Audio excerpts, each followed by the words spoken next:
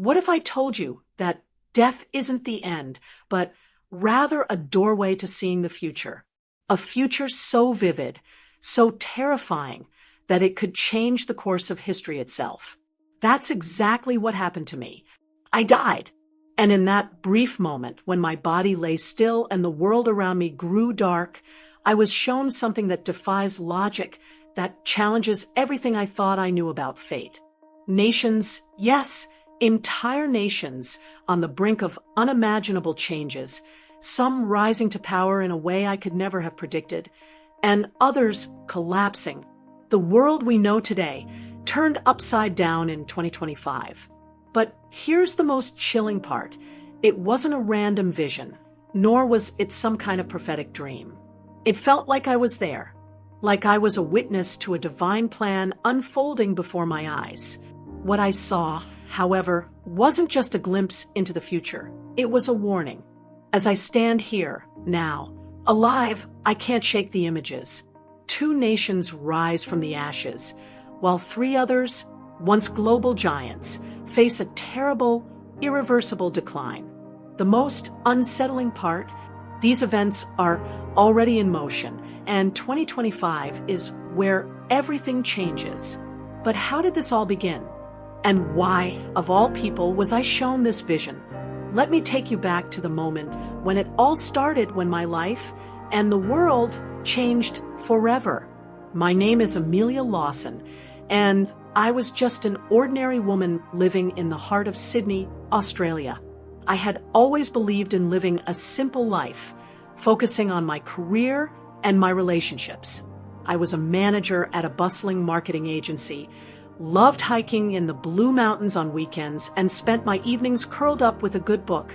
I was raised in a family that valued honesty, hard work, and being kind to others.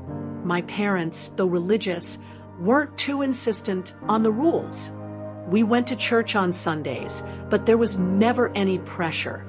Hell, the devil. They were just stories like fairy tales meant to teach lessons. I was taught that if you lived a good life, did your best, and didn't harm anyone, you'd find peace in the afterlife. Simple as that. As I got older, I drifted further from the religious teachings of my childhood. I didn't question them, per se. I just didn't see the need for them in my busy, modern life. I believed that my kindness and hard work would be enough to secure my place in heaven, or whatever awaited us after this life. But none of that prepared me for the moment I crossed over. It was mid-November, a time when the Australian summer was just beginning to take hold. The sun hung high in the sky, casting golden reflections across the shimmering waves of the Coral Sea. I had always loved the ocean. It was my refuge, the place where I felt closest to God, where the weight of the world seemed to dissolve into the vast, endless blue. That afternoon, I decided to take my kayak out for a ride along the coastline of Queensland, near Magnetic Island. The water was unusually calm, the breeze gentle. I felt a strange sense of peace wash over me as I paddled farther from the shore, my mind drifting between silent prayers and the steady rhythm of the waves. But peace, I would soon realize, was merely an illusion, a fragile veil hiding what was about to unfold. As I ventured farther into open waters, I noticed the sky darkening behind me. Thick clouds rolled in from the horizon, swallowing the sun's golden glow. The air became dense, heavy with something I couldn't quite explain. My instincts urged me to turn back, but the shore seemed farther than I remembered. Then it happened. A rogue wave, taller than any I had ever seen, rose up like a monstrous wall of water. Before I could react, it crashed down upon me with unimaginable force. My kayak flipped, and I was hurled into the depths. Salt water filled my mouth as I thrashed, trying to break through to the surface. My lungs burned, my muscles screamed for air, but the ocean showed no mercy. Panic set in. I kicked furiously, searching for the sky, for anything that would guide me back to the world above. But the more I struggled, the deeper I sank. The light above me faded. swallowed by the shadows of the deep. My thoughts raced. This is it. This is how I die. The pressure in my chest became unbearable. My body betrayed me, forcing me to gasp. Salt water rushed into my lungs, burning like fire. A deafening silence surrounded me, broken only by the dull roar of my heartbeat slowing, fading. Then, everything stopped. The agony of drowning vanished, replaced by a void so vast, so weightless, that I no longer knew where my body ended and the darkness began. At first, there was nothing, no sound, no motion, no pain. It was as if time itself had unraveled. My mind, still grasping for the last vestiges of life, struggled to comprehend what was happening. Was this death? Had my soul untethered from the wreckage of my mortal body? Then a shift, a force, unseen yet undeniable, pulled me upward at an impossible speed. I felt my consciousness expand beyond anything I had ever known. My vision sharpened, not with eyes but with an understanding that bypassed mere sight.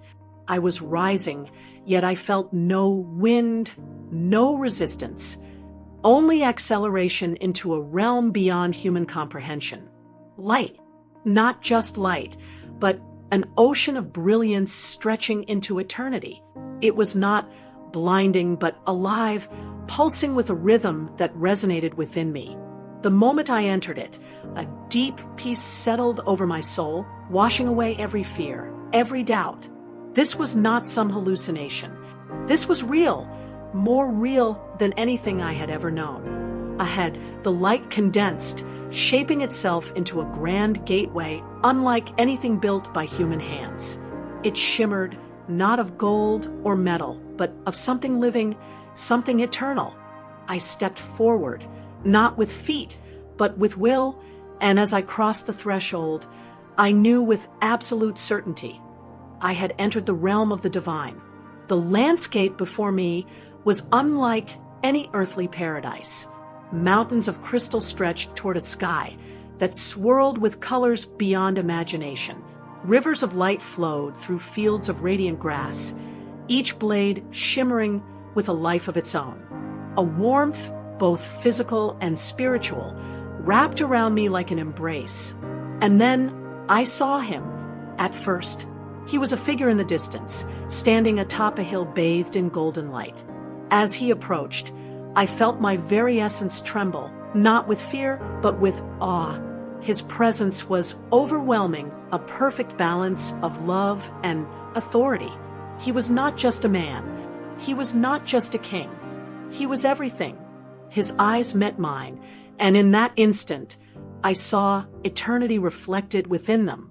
They were the eyes of one who had seen the rise and fall of empires, the birth and death of countless souls, yet still carried an infinite love that defied reason. He spoke, but not with words. His voice resonated within me, a soundless echo that carried power and purpose. You have been brought here to see what is to come. The moment Jesus finished speaking, my surroundings shifted once more. The overwhelming brilliance of his presence gave way to an eerie stillness. My spirit trembled, not from fear, but from the weight of divine revelation pressing upon me. I knew what was coming next, visions of the future, glimpses of what was to unfold in the world. A deep hum resonated in the air, as though the fabric of time itself was being unraveled. Suddenly, my vision blurred, and when it refocused, I was no longer standing before Jesus. I was suspended above the earth, gazing down at the nations below. The planet pulsed with energy. Some regions glowed with divine favor, while others flickered like dying embers.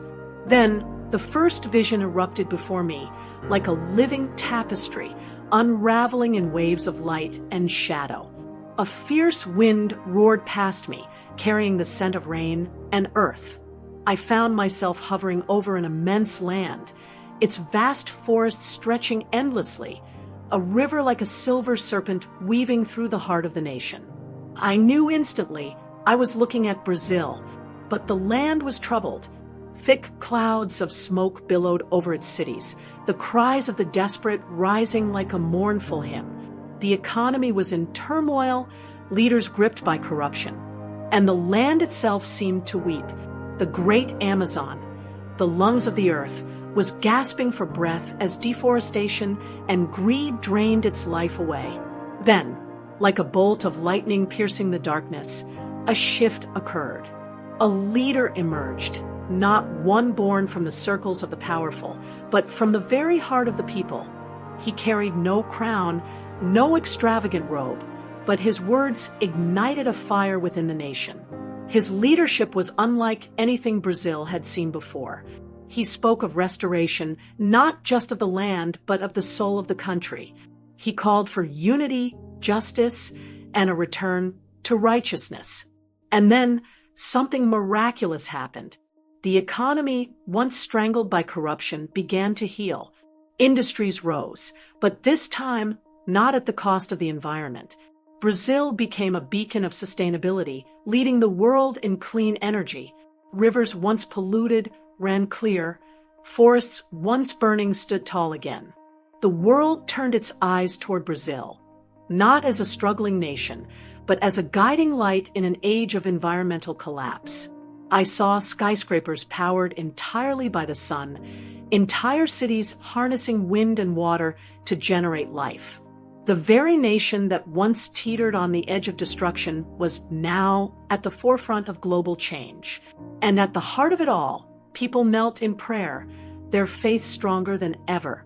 The vision blurred, fading like mist before the dawn. As I was drawn back into the presence of the Almighty, my heart pounded with the weight of what I had seen.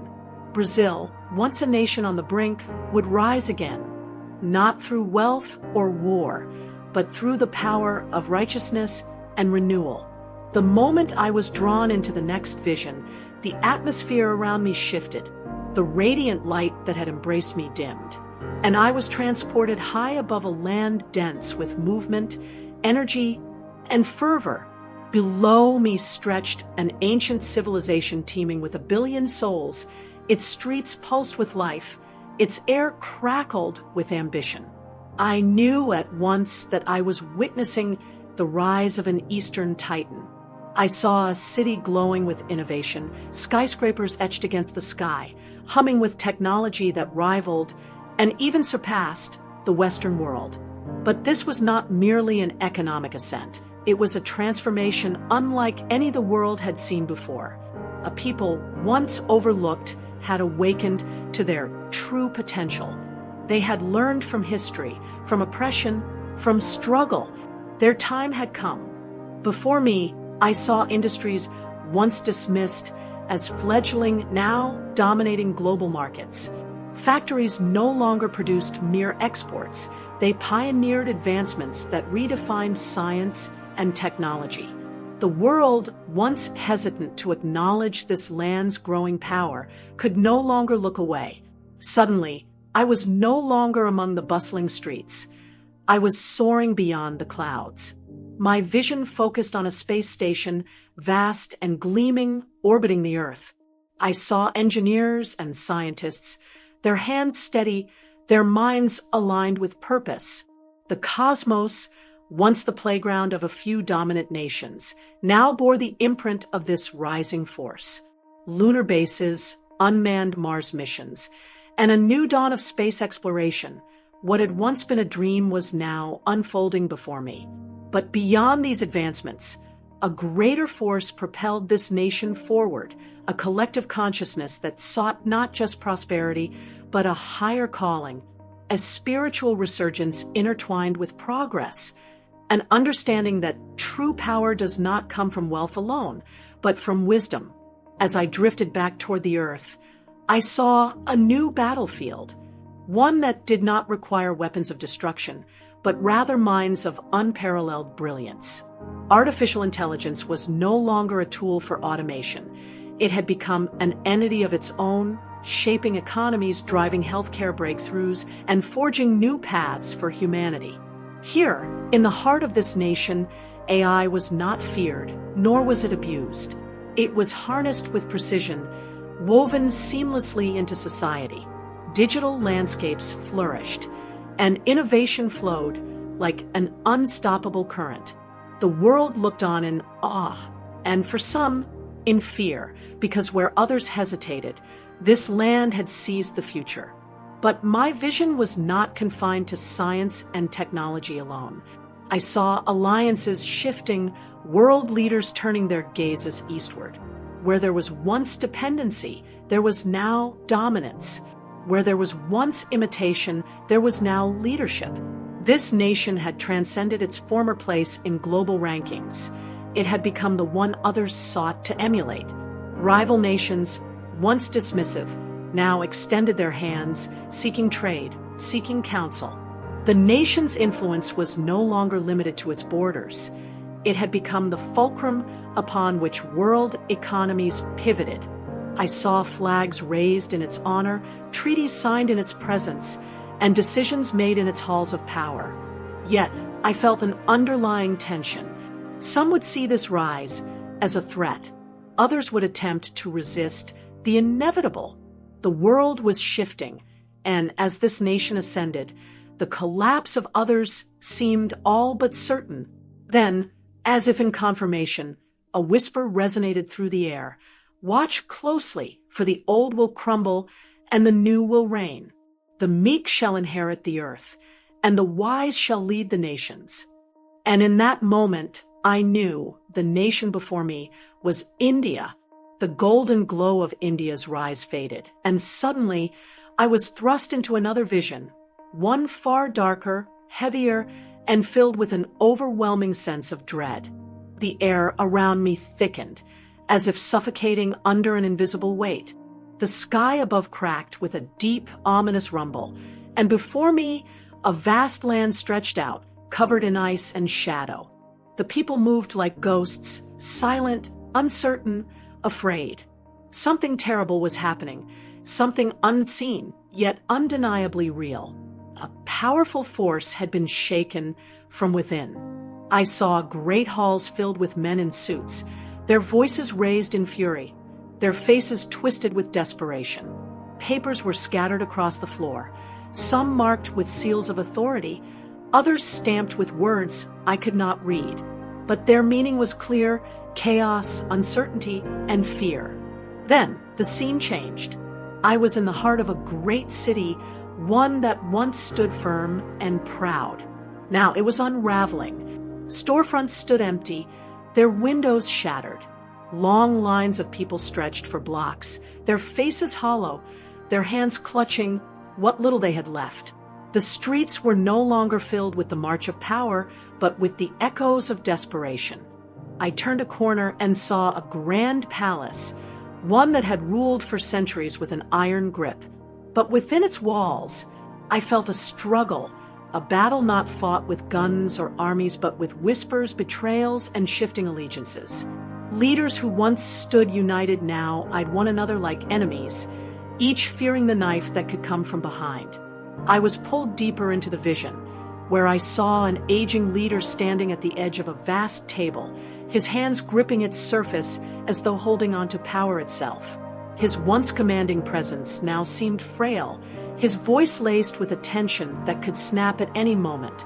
Surrounding him were men whose expressions were unreadable, some filled with loyalty, others with hidden ambitions. And then, suddenly, the room erupted.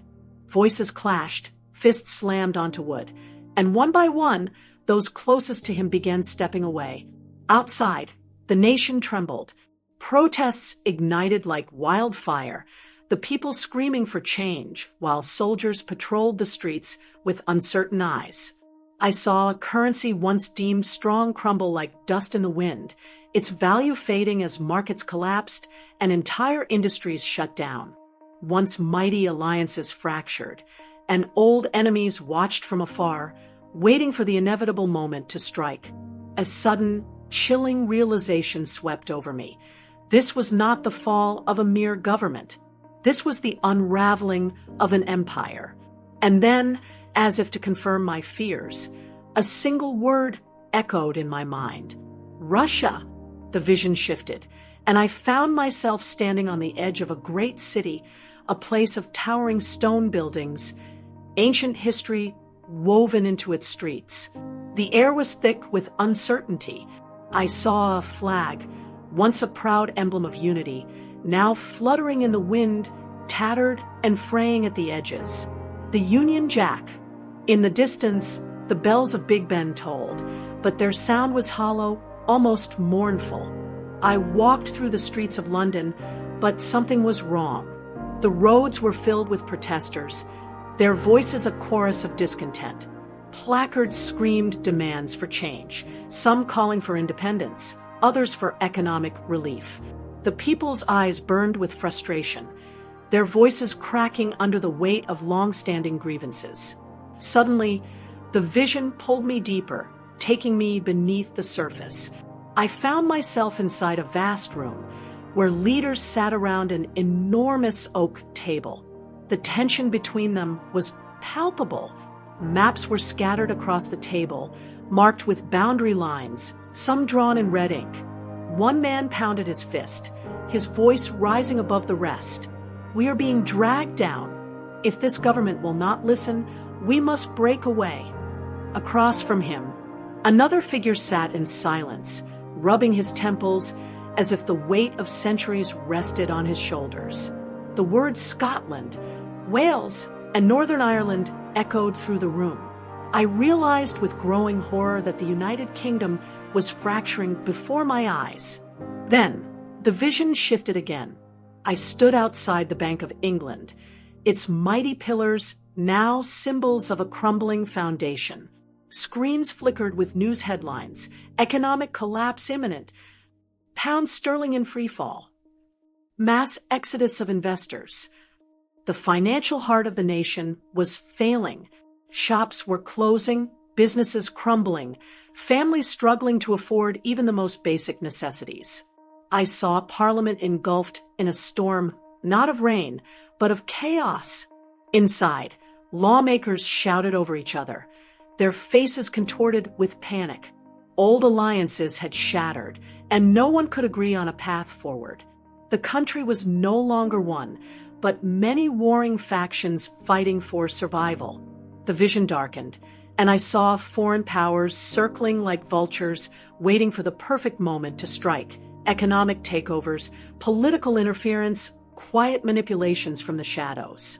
Britain, once a titan on the world stage, was now fragile, vulnerable, and descending into turmoil. And then a final image, a crown, once gleaming, now lying in the dust, untended and forgotten.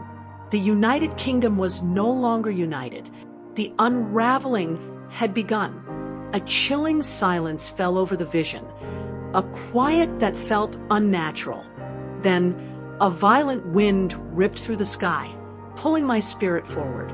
I saw a land vast and powerful, cities sprawling beneath me like intricate webs of steel and glass.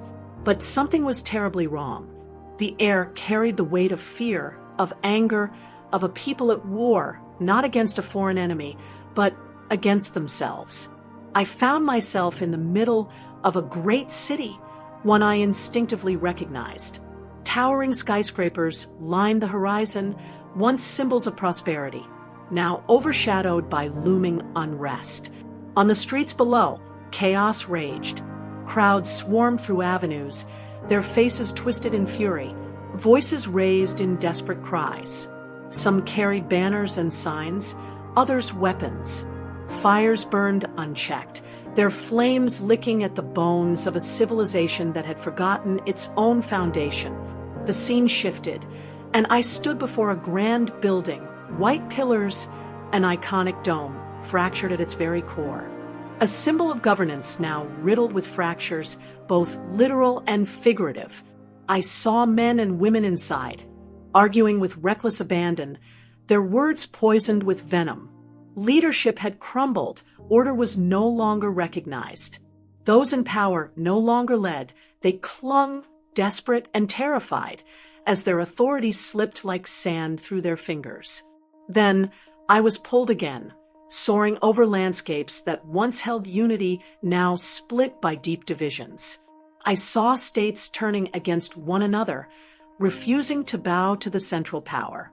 Borders were redrawn, not by foreign invaders, but by those who had once been brothers. The flag that once bound them fluttered in tatters, its stars barely clinging to the fabric. A booming voice echoed in the heavens, "A house divided cannot stand." The words pierced me, and I saw it clearly now. This was the United States. The economy, once the backbone of the world, buckled under the weight of corruption and debt. Storefronts stood empty, their windows shattered. Banks locked their doors. The once mighty dollar lay devalued, cast aside by nations that had lost faith in its strength. Desperation grew, and with it, the people turned against one another. Brother against brother, neighbor against neighbor. What was once a land of opportunity had become a battleground of survival. In the shadows, foreign hands stirred the pot, feeding the flames. They whispered promises of salvation to desperate leaders, but their help came with chains. A new order loomed on the horizon, waiting to step in when the final pillar crumbled. I watched in horror as the great nation trembled, not from an enemy's attack, but from the cracks within its own soul. As the trembling vision of the collapsing world faded, I found myself enveloped in a radiant light so pure and overwhelming that I could barely comprehend it. Jesus stood before me. "My child," he spoke, his voice neither loud nor soft, but carrying the weight of eternity. "What you have seen is not a punishment, but a warning. Many have strayed, placing their faith in earthly kingdoms instead of my eternal truth. But even now, my mercy calls them back." Tears filled my eyes. "Lord, what must I do?" I pleaded. "You will return," he said. "You will tell them. Warn them not to be deceived by the false peace of this world. Tell them to seek me, not when fear grips them, but in every breath they take. Tell them I have not forsaken them, nor will I ever." A golden light pulsed from his hands, and he reached forward, touching my forehead. A flood of understanding surged through me. Every scripture I had ever read, now alive with a clarity I had never known. I felt the urgency of the message burn within me, searing into my very being. He took a step back. In an instant, the brilliance of heaven was torn away, and I was falling, plummeting back through the void, through darkness, through the suffocating waters that had stolen my breath. A single thought filled my mind as I tumbled back into my body. "It's not over." I gasped, violently coughing up water as my body convulsed. Pain shot through me as I felt hands grabbing me, dragging me from the freezing depths onto the riverbank. Voices shouted in panic. Someone pressed against my chest, desperately trying to force life back into me. Then a jolt. Air rushed into my lungs as my spirit fully anchored itself back into my physical form. Blinding lights. The sterile scent of antiseptic. The beeping of machines. I was in a hospital room, my body battered but alive. I blinked, staring at the ceiling, the weight of what I had seen pressing down on me like a mountain. A nurse noticed my awakening and rushed out, calling for a doctor. But as I lay there, my mind was not on my survival, it was on my responsibility. I had seen the truth. I had been sent back. For years, I had thought my faith was strong. I had attended church, recited prayers, done what was expected.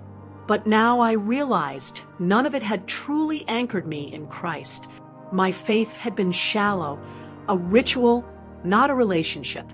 And I had been given a second chance, not just to live, but to live rightly. Even now, as I sit here recounting this experience, my heart trembles, not in fear, but in the weight of responsibility.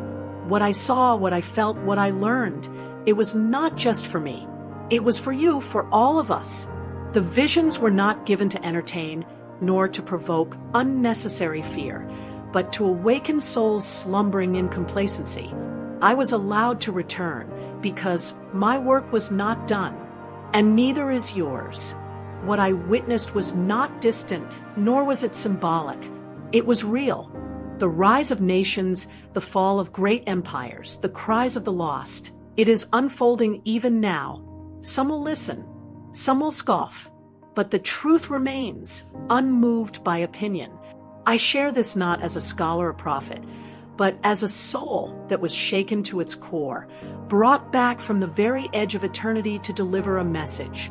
I urge you, do not let this testimony fade as just another story. Reflect on it. Seek the truth for yourself. Examine your heart. Is your faith merely a routine, or is it a living, breathing relationship with Christ? Do not wait for disaster to make you desperate for God. The time is now.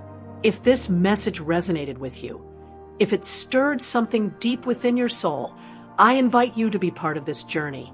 Join me in exploring these revelations, in uncovering the hidden truths of Scripture, in strengthening our walk with the Lord.